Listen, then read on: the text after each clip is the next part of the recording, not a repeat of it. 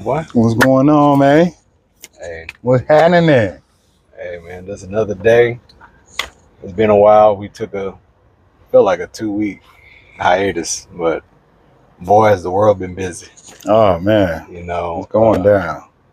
we gonna start off with some.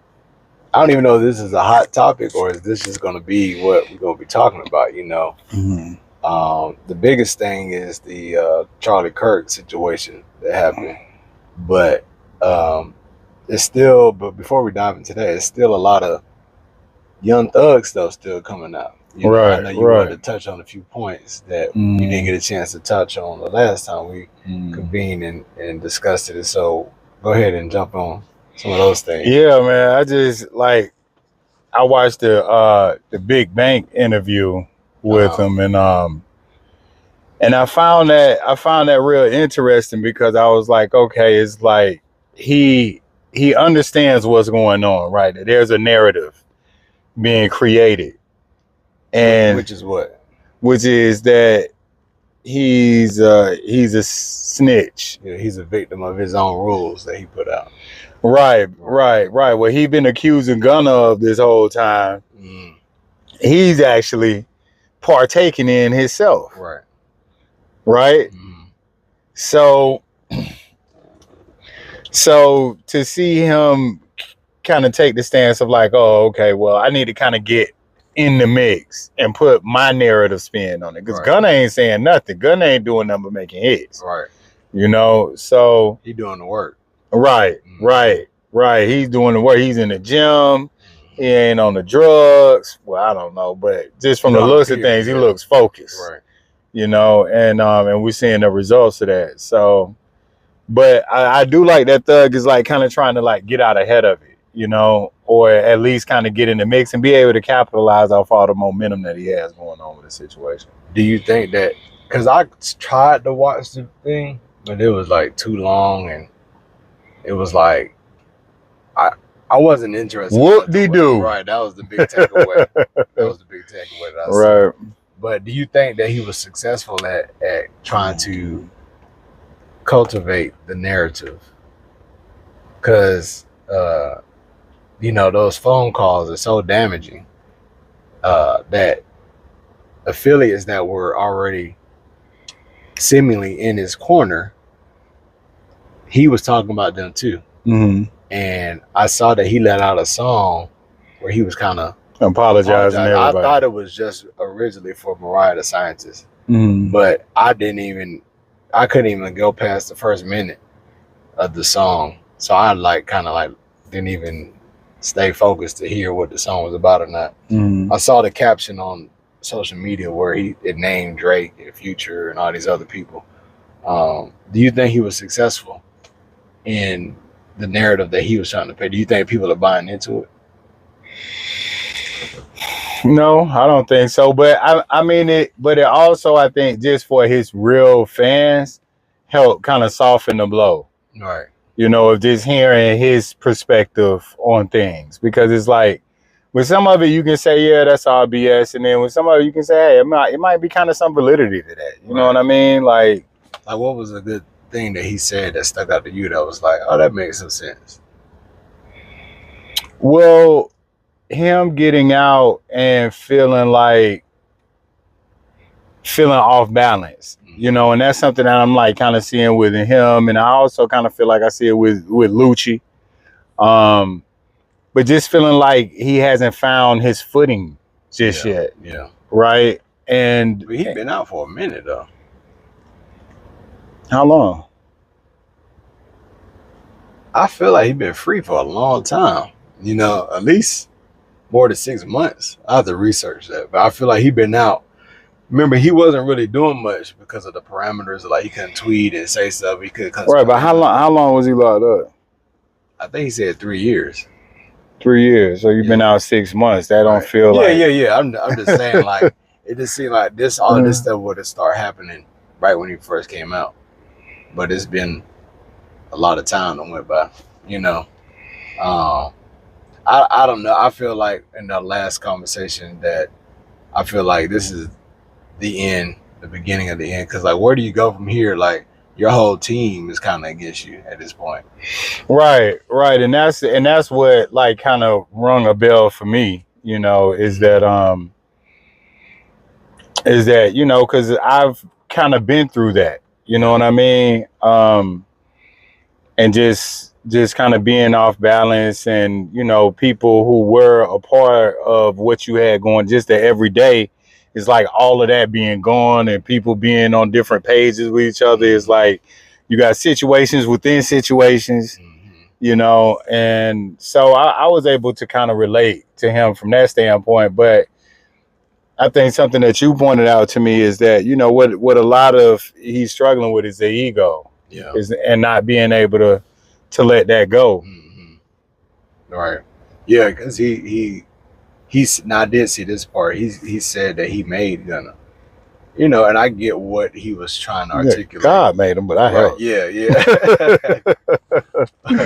And you know, it through my life experiences, I've experienced those situations as well, and that's why I was able to take away from that, where basically what Gino the exec is speaking on is Thug was hot and famous first, and he brought along somebody that wasn't, in his mind, equal liberty. He wasn't on this plateau with him, but he brought him up, and now from him bringing him up, now the person he brought up, he's up here now, and now this is all how I'm speculating.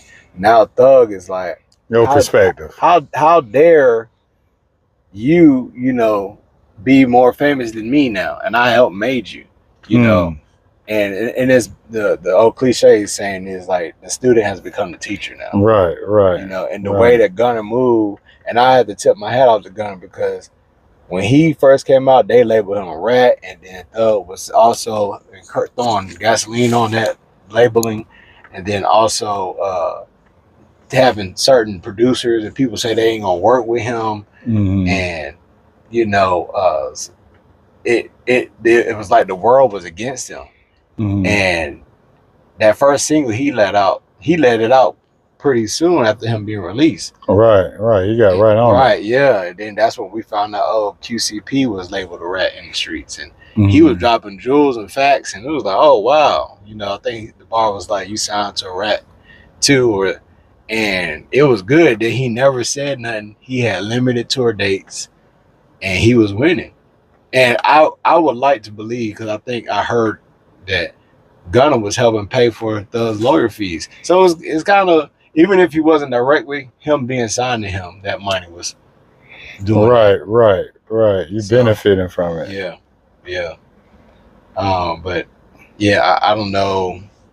Like I said, tip my hat off to Gunna, and it's a lot of things that I could take away from that, because less is more. Right. Being silent is more. Yeah. Letting your actions. Yeah. Do the work. Yeah. Letting your actions speak. And Thug coming out, it's more like he running his mouth.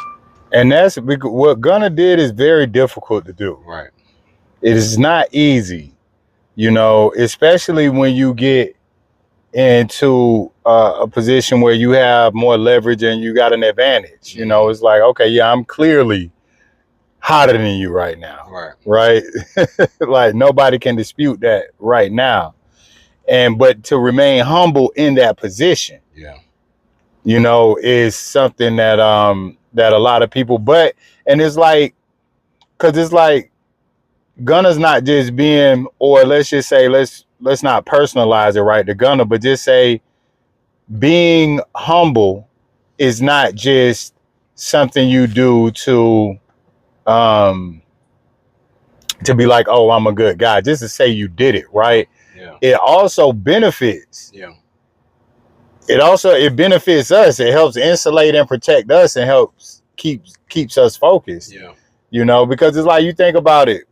I don't know if you ever, I play chess, but you probably seen this in any game or any competition. Soon as somebody get to celebrating too much, soon as they get to talking too much, soon as they, get the hot dogging too much, oh, you went around the back, and it started to fall apart. Right. You know? Right. And actually, that's a good segue into the whole Charlie Kirk situation. Mm-hmm. Because like he was riding high on his momentum of what hit the lane that he carved out for himself was very interesting, because I knew kind of his works, but not really.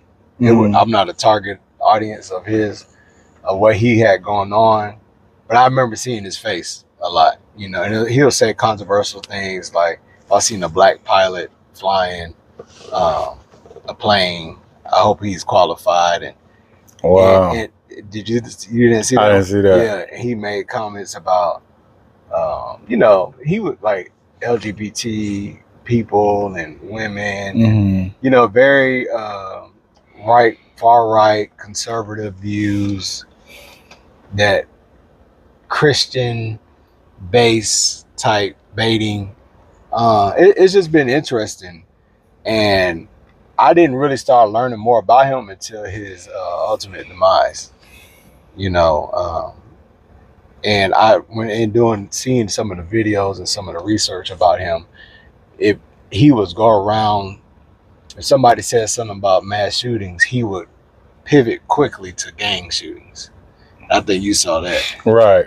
Yeah. So and it's just interesting that one thing that did stand out to me, that when asked about mass shootings multiple times, he would always say, hey, some people have to die in order for us to keep our Second Amendment right, or whatever amendment it is, to bear arms.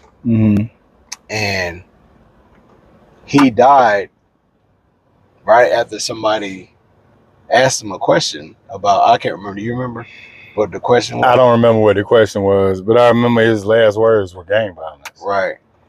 And so what we're going to call this one is like the power of the tongue, because there was a lot of takeaway from the Gunna and Thug situation, and there's some takeaways from the Charlie Kirk situation is, be careful what you say, be careful what you put out into the atmosphere, because it could come back and literally bite you. What are your thoughts on that? I totally agree with what you said. You have to be aware of the energy that you like. It's all universal law. So it's I hear people saying, well, he got unalived for his opinion. Right. And it's like, no, that wasn't what happened. Right. And not to say that he deserved what happened to him, right. But it's more so about the intention behind what you're saying, right? And what you're doing. What's you're choosing college crowds. Yeah, that was interesting. You're going around influencing the kids. You're the old guy going around campus telling everybody they're dumb, while they're going to class and and giving a voice and watering the seed to people right. who might feel like, oh, this is what I need to align myself with. Because that was one thing I didn't know, that he's been going around to college campuses doing this. And like you pointed out, debating against basically teenagers and early 20 people who know he's wrong, but they can't articulate in a manner that can combat what he's doing. So right, that let me know, like, that was he's playing the game of wit. It's not about who's right and wrong. It's about who's the most witty and who can articulate that the best. And it's I think it's of low taste. To go and give the kids that type of energy, because like you said, they maybe can't articulate it like you can, but they know your energy is off, dude. Your intentions aren't good, right? Because what you saying, how you're saying it, it just exposes that. So if you go around, it's just like, I know I learned early on, right, growing up in Orlando, Florida, Richmond Estates, right? Grandola. Grandola Drive, you know, that part. So G Block, yeah.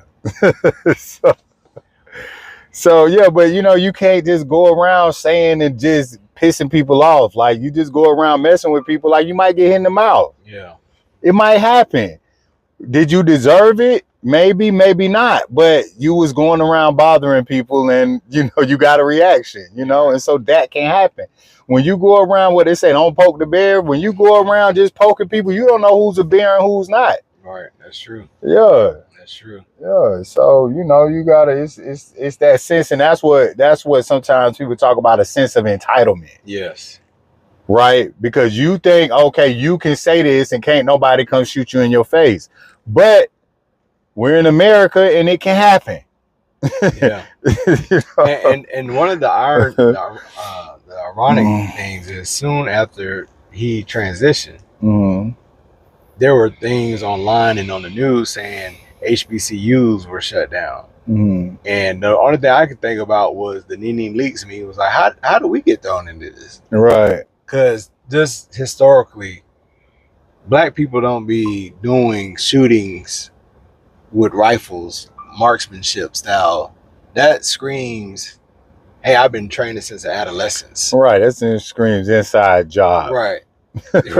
Right, you know, so there was a meme or a video that Crockett sent me, and the gentleman in the video was basically saying the enemy has already been chosen before anything even happened.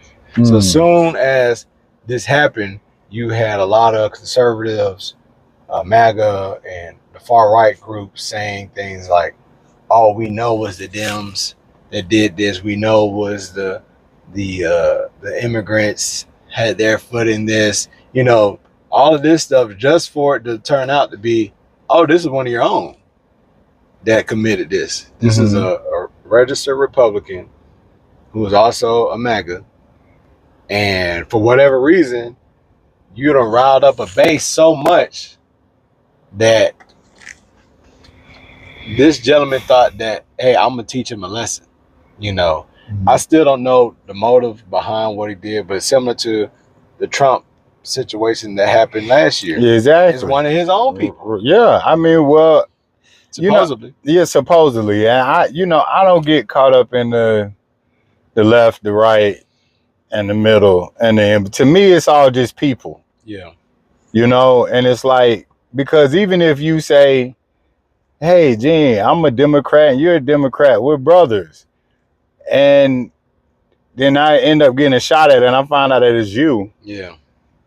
I'm like, okay, what is being a Democrat? You and me being Democrats don't mean, it's like me and you both being human. It's like, you know, what does that actually mean? You know, so I try not to get caught up in all of that because I feel like it's all there just to divide. You know, it's a device used to divide people and pit people against each other and make things more confusing than they actually are. But yeah, I mean, if somebody wants you dead, does it matter what political party they're with?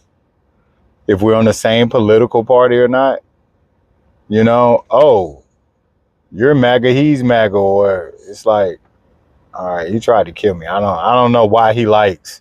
Well, I think it's why he supports my movement and wants to kill me. More like the optics, you know, because they promote like, you know, this is why America is the way it is, because the immigrants and African American people are lazy. They won't put it, you know, it's a lot of baiting into people to make them feel like it's okay to feel that you feel that way. Come over here. It's a whole group or class of people that feel the same way, and we should be proud, just like how the Black Lives Matter movement was waving their flag down in our country. You know, that it's almost like you have, it's like a game. You know, it's like, hey, come over here. You want to be tired of getting pushed around and kicked around and feeling bad? What's like a game?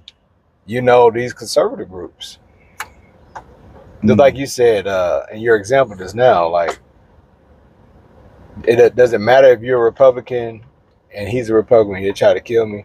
I done seen and heard of instances where like blood members, different factions of different blood members getting into it with other blood members. Right. And the same on the Crips, where it's understood it's supposed to be the Bloods versus the Crips, but there's so many broken off segments. That's what I'm saying. It's like after a certain point, it's just more of the same, you know? Like it is, because like you said, like if you start off with the Bloods and the Crips, like y'all not supposed to be having inner fighting. Well, right. I mean, what's the whole point if you go and inner fight? Yeah. And I think that's what be happening. We're supposed to all be on the same page. We have that inner fighting within the black community. You know, it's like, oh, I don't like you because dark skin, light skin. Well, a lot of that was programmed. Well, I mean, and theirs is programmed too. You know what I'm saying? Right, so right. It's like the same. Like, oh, light skin, dark skin. What's the number? Tall, short, fat, skinny, west side, east side. That's all over. But you know, damn, why am I drawing a blank? What, like light, dark? On black inner fighting. Oh, you a Jehovah's Witness and I'm a Baptist. Okay. You know, like we don't. You Muslim. I'm Christian. You from up north, I'm from down south. Like all, that stuff is just everywhere, you know. And ultimately, from our side, that's definitely been keeping us divided, you know, because it's like somebody could come out of the plan and men versus women, you know. Right. And we'll never be able to. I mean, we got that going on too. So. Oh man, it's all time high. Add that to the pot. All right. How you like them vegetables? Yeah, and it was another thing, like to witness his passing was pretty horrific. I was like, wow, it surprised me that they showed it on TV. They showed it on TV? Yes. Well, I don't know, TV. I'm talking about my phone. Yeah. You know, it's the new TV. Right. You know what I mean? Yeah, TV, I was like, whoa, we were really out of reach. Right, no, but I mean, it was the news. It was a news clip. It was like Channel 9 or Fox or whatever. And it showed him getting shot. And leaning over and all of the stuff coming out, you know? Yeah, and it was just gushing out, you know what I'm saying? It looked like a South Park episode or something like that. And I was like, wow, they just show this? How do they censor stuff? Because I'm like, Facebook is funny about, you know, you tell somebody to shut up in the comments and they, you know, shut down your account for 3 days. When we were talking earlier this week, I was telling you that when Trump last presidency, everybody was big on shutting him down for fact checking, right? So you had Twitter, which is now X, Facebook. They all blocked his thing because that's how he was getting to his base, through Twitter and stuff. But then when they shut him out, that started a whole new thing. And then Trump started his own social media platform, which is Truth Social.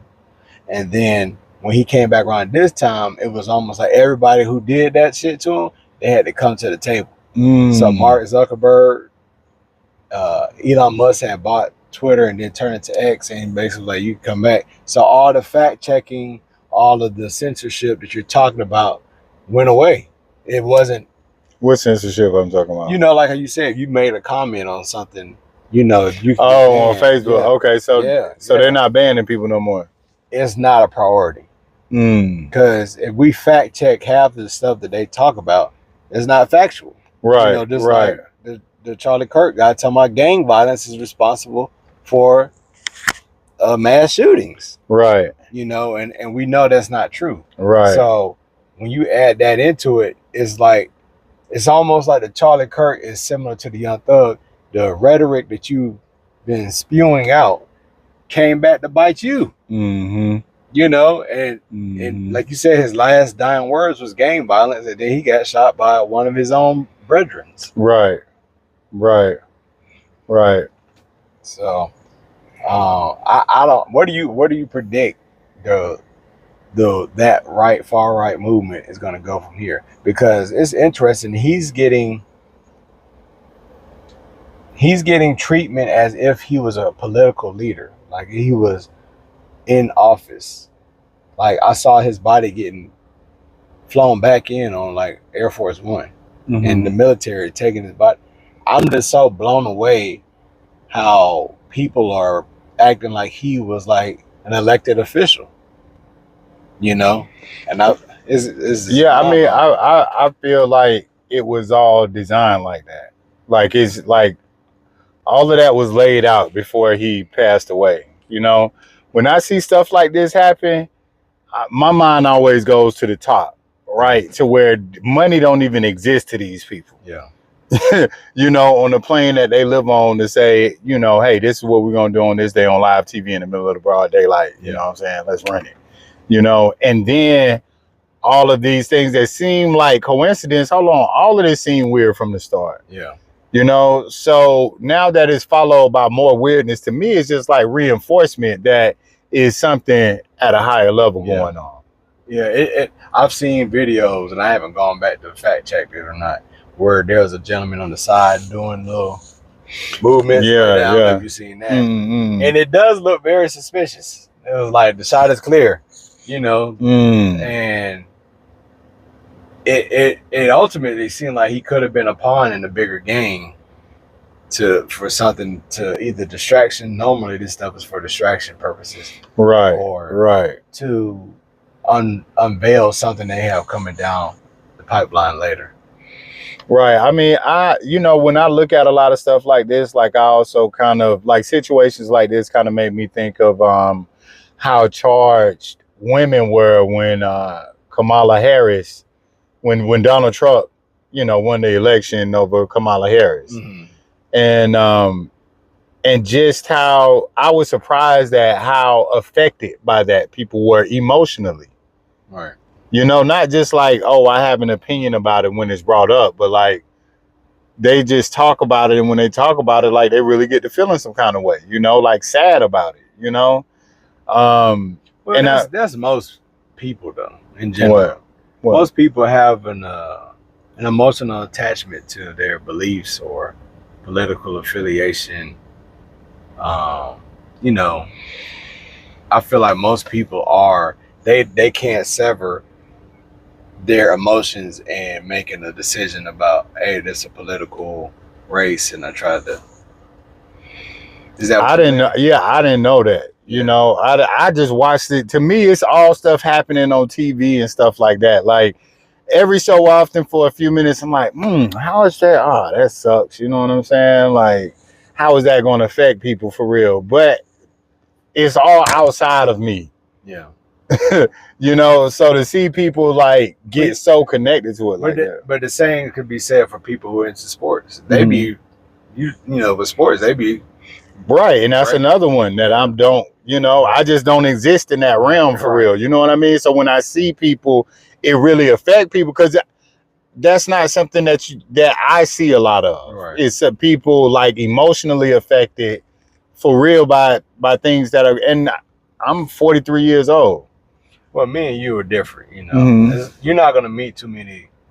Like, we filming right now on Sunday, and this football's going on. But still, in my lifetime, I can't. Yeah, I can't really recall like a time where people seem that. Well, I mean, I guess you're right. It does happen. I guess I just don't pay much attention to it. But like your favorite musicians, mm-hmm. your favorite sports team, your favorite it's all emotions is going to be in it, Right. But it just threw me off. But I feel like this is like a similar play. Yeah, because it's definitely getting those supporters over there riled up. Like, they mad, but and they're still pointing blame on things that are not to blame. Mm-hmm. They still trying to blame the Democrats and things of that, even now when we have the facts. So like when Clark Kicks sent me that video, the enemy has already been chosen. Mm-hmm. So, it is what it is. So I predict that things are gonna probably get worse, to be honest with you. Because they've been talking. Because so after he passed, I saw that his wife went on camera and was saying, the movement will continue and this, and and I work with a lot of people that are affiliated with that far right, and they're mad. but it's like you're mad. Their anger is being misplaced to who they need to be mad at. You know. But when you say things are going to get worse, what are you referring to? I feel that, you know, we done had 2 political assassinations happen within a year's time, you know. Political, like, remember Trump? Assassination attempts? Yeah. One was successful. You know, when's the last time we had, like, a major political assassination carried out in America? You know, it's always been like JFK. They blew his whole. I know, but I'm saying it's been. They knocked his whole head off his neck, like. Right. And what was the other one where the guy he shot somebody? What was the guy? Reagan. Where that was Ronald Reagan. Right. So that was like the 80s. So like, and even the JFK, you had a slew of them happening within a short time span. Like you had JFK, MLK, Malcolm X, Fred Hampton. You know, all of these things were just kind of happening. Like, well, I mean, but just to be fair, right? Those things happen in times where it's a lot going on. Right. You know, and I feel like we're in one of those times. And that's why I'm saying I feel like it's gonna continue. I feel like it's gonna continue to get worse. Like, well, when you say get worse though. So when I say get worse, I feel like now some radical person is going to, okay, like January 6th, that was get worse. I feel like what happened January 6th? What you mean what happened January? Where all the MAGA people try to take over the Capitol and the federal business. You got to come back to the I wasn't there, bro. They could burn the Capitol down. I wouldn't be like, oh man, shit is getting bad out here. What I'm saying is it's not a normal occurrence. And now we're seeing these extreme events happen. And I feel like it's going to be more extreme events. Okay. That's what I'm saying. Yeah. More extreme events. Okay. You know, like hell, shit. Like companies laying off. I just saw today that the United States currency within half of 2025 already is down 11%. You know, and so our value is groceries going up, inflation. This is a crazy time, like you said back then. It's a time of transition about a lot of things changing. You know, old systems being kind of crumbling and falling, and new systems being built. You know, it's the age of the AI, the internet. It's a lot going on, and I hope that our viewers are taking note and trying to pivot to what's going on. We can't keep going as business as usual. You know, we have to, you know, me and you are changing, like not drinking as much, you know, changing our diet. I can't remember the last time I bought something. And you know what? I see the liquor store and I'm like, I want to go get a bottle. Right. Sometimes I'm at the house and I'm like, oh, it's Friday, Saturday. It would be nice to have a bottle here. But when I think about what is the after effects of the next day, I just can't make it make sense all the way. I'm like, and yesterday was you know, college football, and today I went to go visit my brother. And it's so embedded. Like, people are bringing game day food. Like, it's Saturday, you have to have this junk food being served. You gotta have pizza, you gotta have chicken wings, and French fries, and then you want to drink. And it's hard to have the mindset of like, hey, I'm trying to be about my health, my mind, and my spirit. And everything that we're associated is pulling you away from that. Yeah, that's some bullshit. And I succumbed to the influence yesterday. I had a hamburger, fries, and this morning, I had a drink. I had a bourbon. Wow. And then this morning, I already knew, like, I'm in trouble. I need to go walk my 2 miles, and I'm gonna have to also ride You were just in the devil's playground last night, I was, because it was like, it's power in numbers. Right. You know, I'm hungry. Like, damn, it's right here. And you kind of was raised like, this is the good time. This party time. Right. And just like you said, what Gunna did, to be humble is hard to do. To be in a room full of damn whores and be faithful, it's hard. It's really hard, dog. So I woke up, like you said, I haven't drank in a long time, and I haven't eaten junk food in so long that when I was doing my walk, I almost threw up. Wow. Yeah, dog. And I was like, I know it's because I haven't eaten this crap in so long. My body was like, dog, what the fuck is this? Right. Yeah. So yeah, it's scary, but it was a reminder, like, dog, don't go over there on football Sunday or college day, or eat before you go over there. And then limit your time, because the longer you stay there, it's the Canelo fight. You stay for the fight, right? I don't give a damn about none of that, right? Who is Canelo? Right. I don't know, man. A lot, my brother hit me up about it, and because he liked to go out and always watch fights. I never been, if it's a huge fight, Roy Jones Jr. We grew up in an era where the fights was fights, man. It wasn't, you ain't have to go look nobody up to figure out who they was, and then wait till decision. Right. Yeah, I'm the same way. I don't, the UFC, I don't get enough. Mike Tyson, man. Roy Jones Jr. Right. What was he? Evander Holyfield, Lennox Lewis. Right.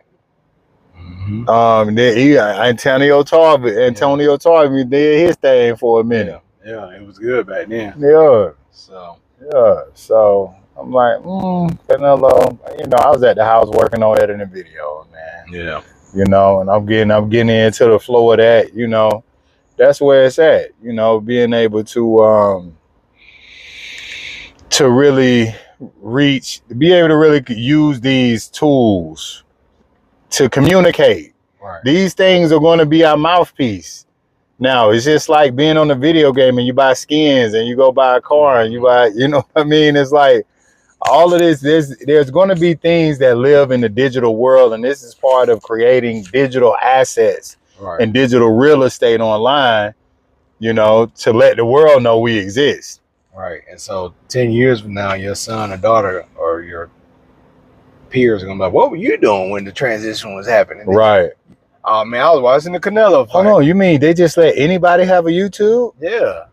Like, they just let anybody post on TikTok and have a TikTok shop, and and they didn't have limitations on how much money you could make in one day. I was staying up till midnight to watch all these undercard fights till we got to the real fight. Then the next day I could have been doing something productive. I was over there tired, but then it's football Sunday. I got to watch my team because I was born in Detroit and I got to go for them. I didn't even have a choice. Right. Yeah. Right.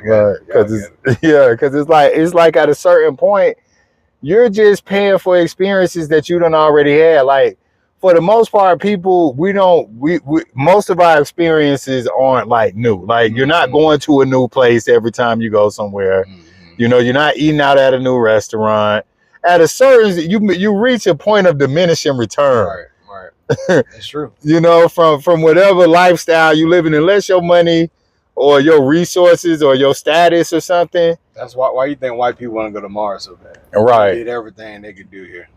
They need a new adventure. Man, they got a boat plane, man. Right.